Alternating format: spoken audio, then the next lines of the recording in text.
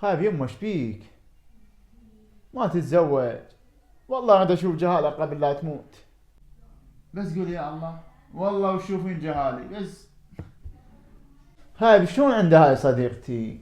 بنية حلوة ومؤدبة وخلوقة بس وبتعائلة. اني هم متورط، وهم اخذ له وحدة اكبر من يمي. وعندها صالون. لا مؤدبة.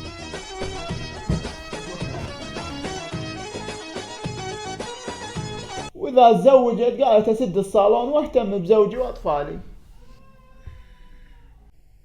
واذا انت ما عندك مانع